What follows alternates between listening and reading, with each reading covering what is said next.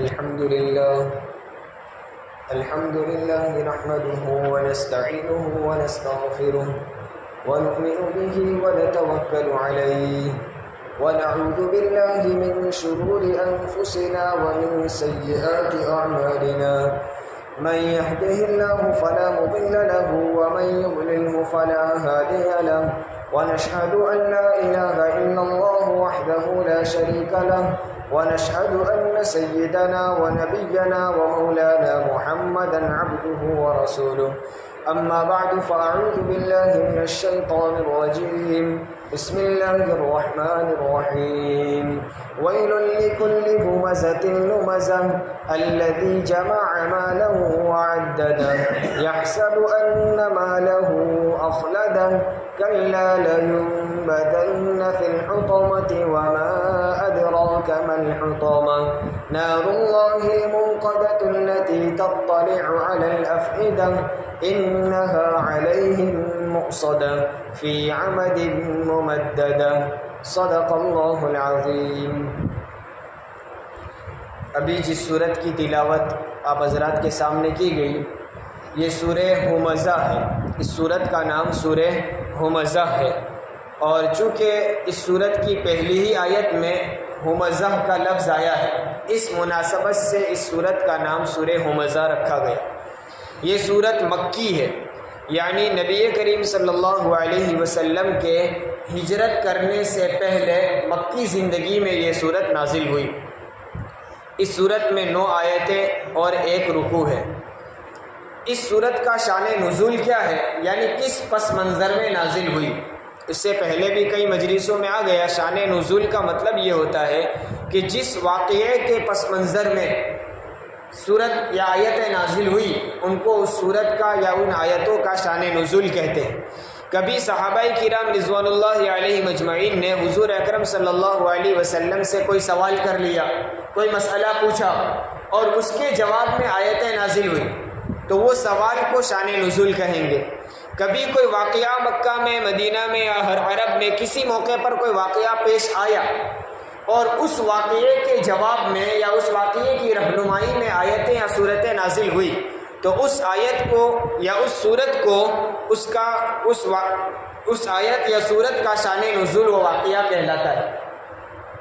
جب نبی کریم صلی اللہ علیہ وسلم نے ایمان کی، اسلام کی دعوت دینا شروع کی، ابتداءً تو حضور اکرم صلی اللہ علیہ وسلم کو علانیہ دعوت دینے کا حکم نہیں تھا، یعنی کھلم کھلا سب کے سامنے آ کر اسلام کی دعوت دینے کی اجازت نہیں تھی۔ 3 سال تک آپ خفیہ طور پر چھپ کر دعوت دیتے رہے، قریب کے لوگوں کو، پہچان والوں کو، رشتہ داروں کو، دوستوں کو سمجھاتے رہے۔ جب کچھ لوگ ایمان لے آئے تو اب اللہ تبارک و تعالیٰ کی طرف سے حکم ہوا کہ اب سب لوگوں کو اسلام کی کھلم کھلا دعوت دو، علانیہ دعوت دو۔ حضور اکرم صلی اللہ علیہ وسلم نے اللہ کے حکم سے دعوت دینا شروع کی۔ آپ کی دعوت چونکہ حق تھی، سچا مذہب آپ لے کر آئے تھے، اس کا رنگ لانا ضروری تھا۔ اللہ تبارک و تعالیٰ کے حکم سے اسلام آہستہ آہستہ پھیلنے لگا۔ جب اسلام پھیلنے لگا تو مکہ کے جو لوگ چودھری قسم کے تھے، سردار تھے، وہاں کے جو بڑے مانے جاتے تھے، انہوں نے دیکھا کہ آہستہ آہستہ محمد صلی اللہ علیہ وسلم کا دین پھیل رہا ہے، ان کے ماننے والے بڑھ رہے ہیں، ان کے فالوورز بڑھ رہے ہیں۔ ان کو اندیشہ ہوا کہ یوں تو آہستہ آہستہ ان کا مجمع بڑا ہو جائے گا اور ان کی حکومت، ان کی سرداری ہو جائے گی، لوگ ان کے ماننے والے ہو جائیں گے اور ہماری جو سرداری تھی، ہماری جو چودراہٹ ہے وہ ختم ہو جائے گی، ہماری ویلیو ختم ہو جائے گی۔ ان کو اس بات کا اندیشہ ہوا، اور یہ ہر زمانے کا دستور ہے۔ جس طرح یہ مکہ میں ہوا، ہر زمانے میں ایسا ہوتا ہے۔ جو قوم کا سردار اور بڑا مانا جاتا ہے وہ چاہتا ہے ہر وقت میری قوم میری ہی مان کر چلے، میری ہی سرداری میں چلے، میرے ماتحت بن کر رہے۔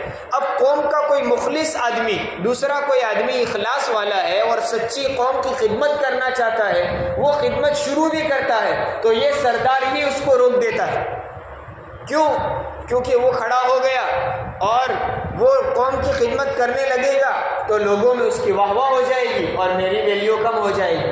مکہ کے سرداروں نے بھی جب یہ بھانپا تو انہوں نے نبی کریم صلی اللہ علیہ وسلم کے اس لائے ہوئے دین کو مٹانے کی کوشش کی۔ اب ہمارا کوئی مقابل ہو، اس کو روکنے کا سب سے پہلا درجہ تو یہ ہے کہ دلیل سے مقابلہ کیا جائے کہ بھئی تم جو لے کر آئے ہو وہ غلط ہے، ہم جو کہتے ہیں وہ صحیح ہے، دلیل کی دنیا میں پیش کرنا چاہیے۔ لیکن مکہ والوں کے پاس اسلام کو جھٹلانے کے لیے کوئی دلیل نہیں تھی، اپنے مذہب کو سچا ثابت کرنے کی کوئی دلیل نہیں تھی۔ دلیل ہوتی تو آمنے سامنے بیٹھ کر ثابت کر دیتے، لیکن اردو میں بھی مقولہ ہے، کھسیانی بلی کھمبا نوچے۔ جب دلیل سے بات نہیں چلتی ہے تو اب کیا کرتے ہیں؟ دشمنی پر آ جاتے ہیں، لڑائی جھگڑوں پر آ جائیں گے، مار دھار شروع کر دیں گے اور لوگوں میں جا جا کر ان سچے لوگوں کی برائی بیان کرنا شروع کر دیں گے تاکہ لوگ ان کی بات نہ مانیں۔ مکہ والوں کے پاس بھی اسلام کو جھٹلانے کے لیے کوئی دلیل نہیں تھی، اور وہ دیکھ رہے تھے ہر دن کوئی نہ کوئی آدمی اسلام میں داخل ہو رہا ہے۔ اپنے مذہب کو سچا ثابت کرنے کی بھی ان کے پاس دلیل نہیں تھی کہ وہ بت پرستی کو ثابت کر سکے، تو اب انہوں نے کیا شروع کیا؟ لوگوں کے پاس جا جا کر نبی کریم صلی اللہ علیہ وسلم کی غیبت کرنا شروع کر، برائی بیان کرنا شروع کر کہ یہ ایسے ہیں اور ہمارے باپ دادا کو جھٹلاتے ہیں اور ہمارے بتوں کی برائی کرتے ہیں وغیرہ وغیرہ۔ آپ کے بتوں کی جو برائی کی جا رہی ہے وہ سچ ہے یا غلط، اس کو ثابت کرنا چاہیے تھا، لیکن وہ حضور اکرم صلی اللہ علیہ وسلم کے بارے میں جھوٹی سچی طرح طرح کی باتیں بیان کرنا شروع کر دی، غیبت کرنا شروع کر دی۔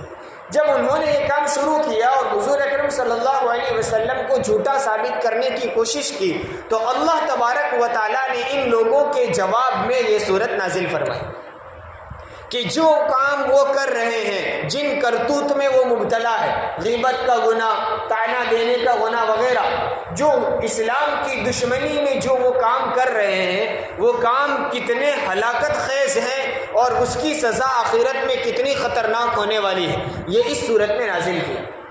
وہ مکہ کے جو لوگ یہ کام کرتے تھے، وہ چودھری اور وہ سردار، ان لوگوں کا نام قرآن نے نہیں لیا۔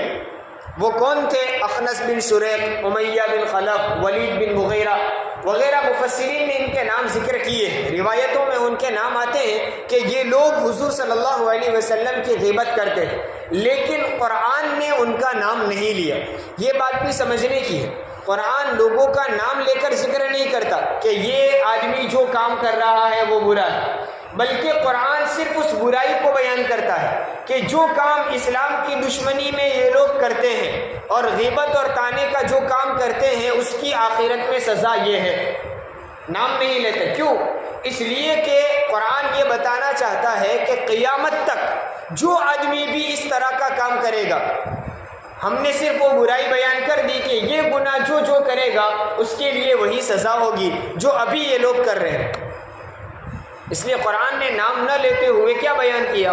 ویل لکل ہمزۃ لمزہ۔ قرآن کریم جب ہم پڑھیں اور سمجھیں تو ہمارا یہ تصور ہونا چاہیے کہ خود اللہ تبارک و تعالیٰ کی ذات ہم کو یہ سنا رہی ہے، اللہ تبارک و تعالیٰ خود ہمیں بیان کر رہا ہے، چونکہ یہ کسی مخلوق کا کلام نہیں، یہ اللہ کا کلام ہے۔ اس تصور کے ساتھ کہ رب کا کلام کس طرح کا اور کس انداز کا ہوگا، اس تصور سے ہمیں سننا چاہیے۔ دیکھیے اللہ تبارک و تعالیٰ کی ذات ہے جو ہلاکت بھی وہی لا سکتی ہے اور راحت بھی وہی دے سکتا ہے۔ انسان کو پریشانیوں سے بچانے والا بھی اللہ، پریشانیوں میں ڈالنے والا بھی اللہ، ہلاکت میں ڈالنے والا بھی اللہ اور بچانے والا بھی اللہ۔ اب وہ خود اللہ کہتا ہے ویل، ہلاکت ہے۔ جب خود ہلاکت پیدا کرنے والا کسی کے بارے میں اعلان کر دے کہ اس کے لیے ہلاکت ہے تو کیا اب اس کی ہلاکت میں کوئی شک کیا جا سکتا ہے؟ ہم وہ گمان ہی نہیں کر سکتے کہ یہ کہہ رہا ہے ہلاکت ہے لیکن فلاں بچا لے گا، فلاں بچا لے گا، نہیں، کیونکہ خود ہلاکت پیدا کرنے والا ہی اللہ ہے، اور جب وہ ہلاکت میں کسی کو ڈالنے کے لیے پر آمادہ ہو جائے تب کوئی بچانے والا بھی نہیں ہے۔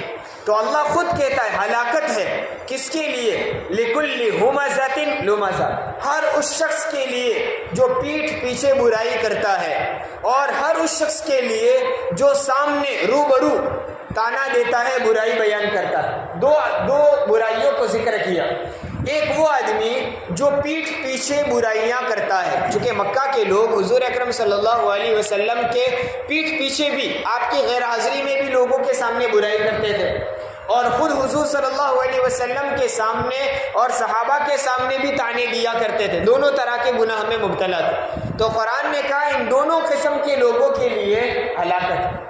پہلی قسم پیٹھ پیچھے برائی بیان کرنا، جس کو غیبت کہا جاتا ہے، اور اسلام میں یہ حرام ہے۔ غیبت اسلام میں سنگین ترین گناہ ہے، بہت زیادہ خطرناک گناہ ہے۔ اور غیبت کس کو کہتے ہیں؟ کسی کی پیٹھ پیچھے، یعنی کسی آدمی کی غیر حاضری میں اس کی برائی بیان کرنا، چاہے وہ برائی حقیقت میں اس آدمی میں موجود ہو۔ ایک آدمی دوسرے کی برائی بیان کرتا ہے، جس کی برائی بیان ہو رہی ہے وہ یہاں موجود نہیں، لیکن اس کی برائی بیان کرتا ہے۔ ہم اس کو کہتے ہیں بھئی یہ برائیاں کیوں کرتا ہے، وہ جانے، اس کا کام جانے، تم ان کی برائیاں دوسروں کو کیوں بتاتے ہو؟ تو جواب میں کیا کہتے ہیں کہ میں جھوٹ نہیں بول رہا، وہ واقعتاً ایسا ہے اس لیے کہہ رہا ہوں۔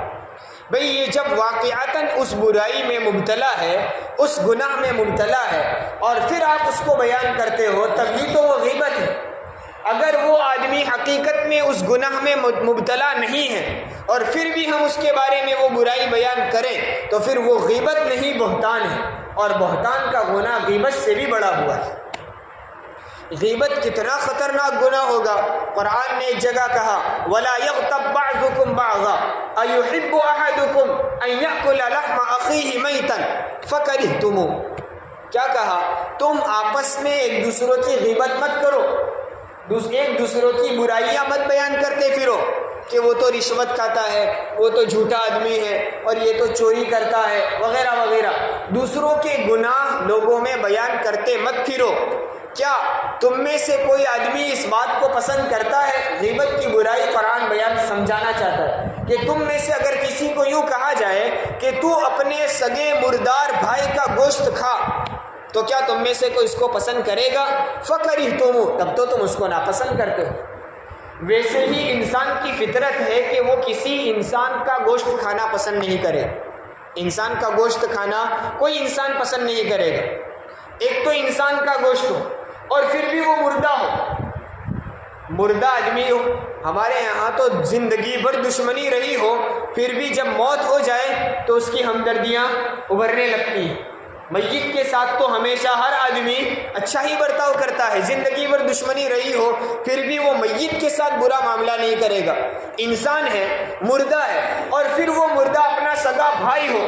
تھوڑی دیر کے لیے ہم یہ تصور کریں، ہمارے سگے بھائی کی میت رکھی ہوئی ہو اور کوئی آدمی یوں کہے کہ تو اس کے جسم سے گوشت نکال کر کھا، کیا کھانا تو بہت دور کی بات، وہ جملہ ہم سننا بھی پسند نہیں کریں۔ لیکن قرآن کہتا ہے غیبت کرنا ایسا گناہ جیسے اپنے مردار بھائی کا گوشت کھانا، اس کو تو آدمی پسند نہیں کرتا، پھر غیبت کو کیوں پسند کرتا ہے؟ غیبت کا کرنا بھی گناہ اور غیبت کا سننا بھی گناہ، دونوں برابر کے گناہ ہیں۔ اگر ہم کسی مجلس میں بیٹھے ہوئے ہیں، غیبت ہو رہی ہے، اگر ہم میں طاقت ہے، سکت ہے، تو اس کو ہم روک دیں گے، بھئی تو یہاں غیبت مت کر، اس کی برائی ہمارے سامنے مت کر، ہمارے سامنے کہہ کر کیا فائدہ؟ اگر ہم نہیں روک سکتے تو اس مجلس سے الگ ہو جائے، اس سے علیحدہ ہو جائے، جب تک وہاں کا موضوع ٹاپک بدل نہ جائے، جب تک اس کی برائی ہوتی رہے، ایسی مجلس میں ہم شریک نہیں ہوں۔ اور یہ تو رمضان کا مہینہ ہے، رمضان کے مہینے میں تو خاص طور پر اس سنگین گناہ سے، غیبت والے گناہ سے بچنے کی ضرورت ہے، اس لیے کہ غیبت ایسا سنگین گناہ ہے جس کی وجہ سے روزے کی تمام برکات، انوارات، اجر و ثواب ختم ہو جاتا ہے۔ صرف اتنا ہوگا کہ تم نے روزہ رکھا، صبح سے لے کر شام تک کھانے پینے جماع سے بچے رہیں، جس کی وجہ سے روزہ چھوڑنے کا گناہ نہیں ہوگا، ایک فریضہ صرف ادا ہو جائے گا، ورنہ اس کے سارے انوار اور برکات ختم ہو جاتے ہیں۔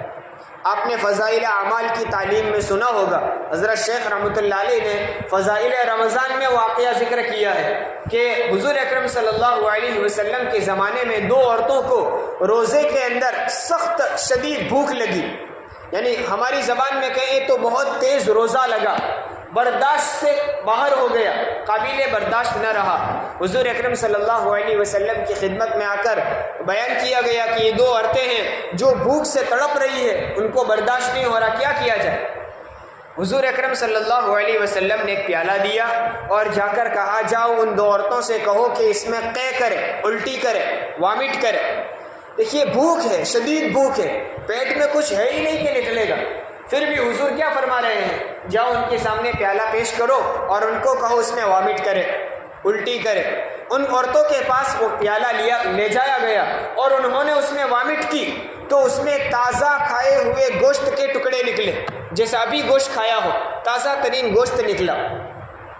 لوگ دیکھ کر حیران رہ گئے کہ پہلے تو انہوں نے گوشت کھایا ہی نہیں ہے، اور کھایا ہوتا تو بھی سحری میں کھایا ہوتا، یہ تو روزے سے تھے، سخت بھوک کی حالت میں ہے، اور یہ گوشت بتا رہا ہے ابھی کھایا ہوا ہو، کیا ماجرا ہے؟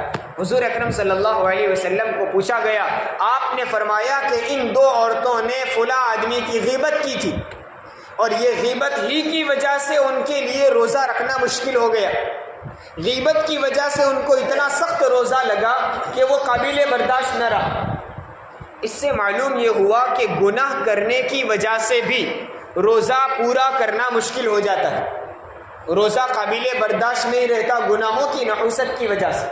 اور جو قرآن نے آیت میں بیان کیا تھا، اللہ تبارک و تعالیٰ نے ظاہری نگاہوں میں اس کو پیش کر دیا کہ قرآن نے جو کہا تھا کہ اپنے بھائی کا گوشت کھانے کے مترادف ہے غیبت کرنا، تو اللہ تبارک و تعالیٰ نے اس کو لوگوں کی نظروں میں پیش کر کے دکھایا کہ دیکھیے ان عورتوں نے روزے کی حالت میں غیبت کی تھی تو ان کے پیٹ سے تازہ کھایا ہوا گوشت نکلا۔ بہرحال یہ سخت گناہ ہے، اس سے اپنے آپ کو بچانے کی ضرورت ہے۔ آیت کریمہ کہتی ہلاکت ہے ان لوگوں کے لیے جو پیٹھ پیچھے برائی کرتے ہیں۔ اور دوسرے کون لوگ؟ لمزہ کا معنی سامنے، روبرو، منہ پر برائی بیان کرنا۔ دیکھیے منہ پر برائی بیان کرنے کا کیا مطلب ہے؟ ایک تو یہ ہوتا ہے کہ ہمارے کسی بھائی سے، ہمارے کسی ساتھی سے، ہمارے کسی دوست سے کوئی گناہ ہو رہا ہے، کوئی غلطی ہو رہی ہے، ہم ہر ہمدردی میں اس کے پاس جا کر نرمی سے اس کو سمجھائیں کہ بھئی تو جو یہ کر رہا ہے وہ صحیح نہیں ہے، یہ غلط ہے، یہ گناہ ہے، اس کا یہ نقصان ہے، وہ نقصان ہے۔ وہ طعنہ دینا نہیں ہے، وہ ہمدردی میں اس کو سمجھانا ہے، یہ تو جائز ہے۔ لیکن ایک طریقہ کون سا ہے؟ کوئی کسی برائی میں مبتلا ہے تو اس کے پاس جا کر اس کو سنایا جاتا ہے، عام زبان میں کہتے ٹون مارنا، اس کو اس انداز سے پیش کرنا کہ وہ چاہے اس برائی میں مبتلا ہے، وہ گناہ میں مبتلا ہے، پھر بھی وہ سن کر پسند نہیں کرے گا، اس کو دل کو تکلیف پہنچے گی، اس کو کہتے ہیں طعنہ دینا۔ یہ چیز بھی گناہ ہے۔ اور مکہ کے لوگ بھی حضور اکرم صلی اللہ علیہ وسلم کے سامنے اور صحابہ کے سامنے آ کر اس طرح طعنے دیا کرتے کہ یہ پرانی باتیں کرنے والے لوگ، جیسے ہمارے زمانے میں لوگ طعنے دیتے ہیں مسلمانوں کو، ان کو تو کچھ پتہ ہی نہیں ہے، ہم ماڈرن زمانہ آ گیا ہے اور بس یہ سب پرانی چیزوں پر قائم رہتے ہیں وغیرہ وغیرہ۔ تو لوگ مسلمانوں کو اس طرح کا طعنہ دیتے ہیں، یہ طعنہ دینا گناہ ہے۔ اس لیے ہمیں ان کے طعنوں کی وجہ سے متاثر نہیں ہونا، ہم تو اپنی شریعت پر 100% اسی طرح قائم رہیں گے جس طرح ہم نے شریعت نے ہمیں چلنے کا حکم دیا ہے۔ آگے فرماتے الذی جمع مالا وعدد، یہ گناہ کیوں ہو رہا ہے؟ یہ طعنہ دینے والے، غیبت کرنے والے ایسا کیوں کریں؟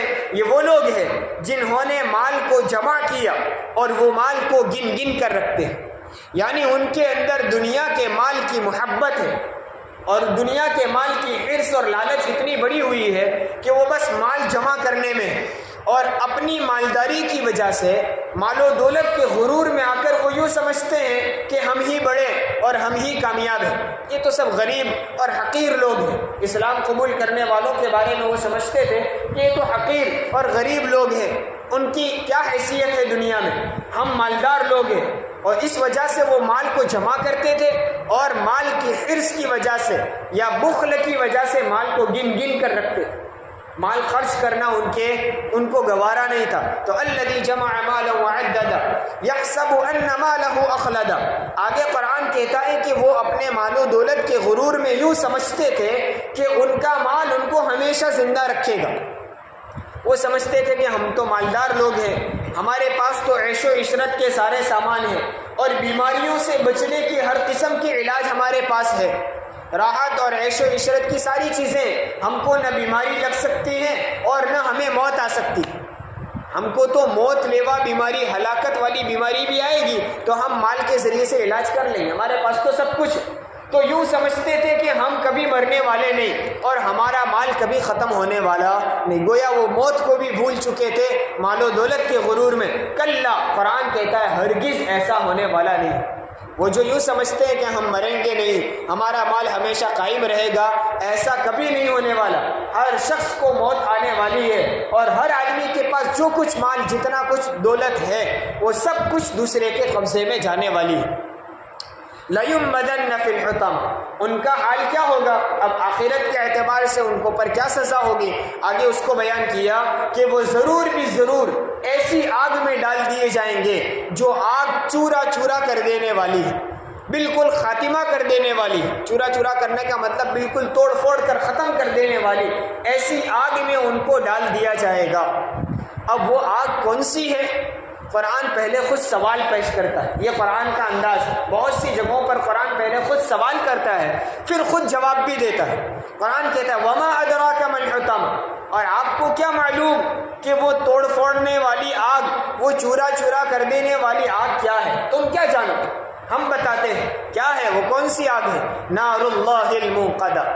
وہ آگ کسی انسان کی جلائی ہوئی نہیں ہے، وہ آگ کسی جنات کی جلائی ہوئی نہیں ہے، وہ آگ کسی مخلوق کی بنائی ہوئی نہیں ہے. نار اللہ الموقدہ، وہ آگ اللہ کی بھڑکائی ہوئی آگ ہے. جو آدمی جتنا طاقتور ہو اس کا کام بھی اتنا ہی بڑا ہوتا ہے. چھوٹے بچوں کو آپ نے کھیلتے ہوئے دیکھا ہوگا تو وہ کھیل کھیل میں چیزیں بناتے ہیں اور اپنے تصور میں اس کو کیا کچھ سمجھتے ہیں، حالانکہ وہ چیز کوئی حیثیت نہیں رکھتی. چھوٹا بچہ اگر کھیل رہا ہو اور وہ چولہا جلائے گا تو حقیقت میں چولہا نہیں جلائے گا.